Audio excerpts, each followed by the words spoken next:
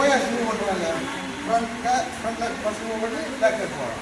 போயிட்டு யாக்ஸி சித்தாசி சேம் அதே மாதிரி சகாரி வரைஞ்ச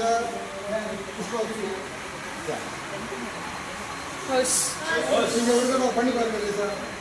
எக்ஸ்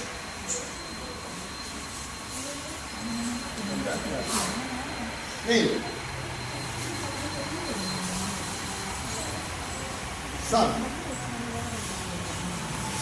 இனி என்னன்னா இதை கூட அந்த இம்போட்டி கூட வரும். சரியா? Done. Clear. H. Hey.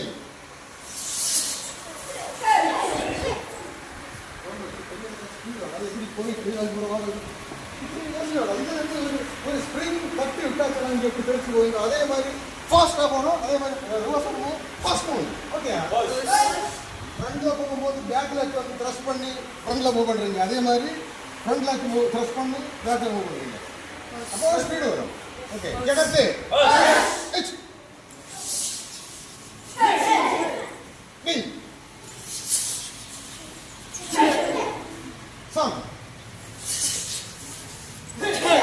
நான் பொசிஷன் பாத்துங்க. அப்போ இதுக்கு தான் ட்ரை பண்றீங்க. என்னது ட்விஸ்ட். ரெண்டு ட்விஸ்ட் அப்படித்தானே வரும்.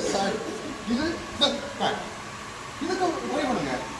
இது மட்டும் ஸ்பீடு மட்டும் எல்லாம் ஓகே. கோ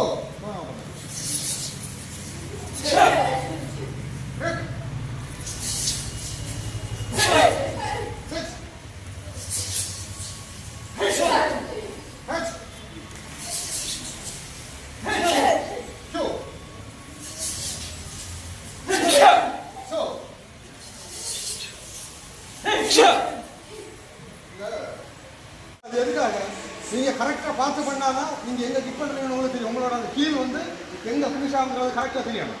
ஓகே ஓகே.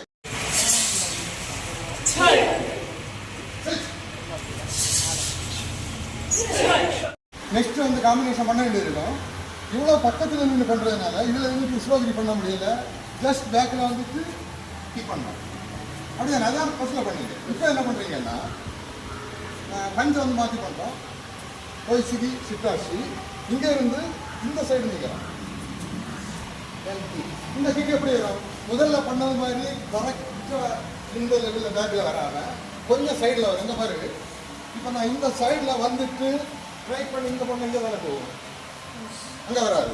இங்கே வரோம் பஞ்ச் பண்ணுறோம். கொஞ்சம் ஆங்கிள் வந்து கொஞ்சம் சைடில் நீங்கிக்குவோம். சரியா? வரோம். நீங்கள் ஒரு இமேஜினேஷன் கொஞ்சம் ஒரு ஆள் நிற்கும்போது நீங்கள் பண்ணுறீங்க. அந்த இமேஜினேஷனோட பண்ணால் கரெக்டாக இருக்கும். Okay okay.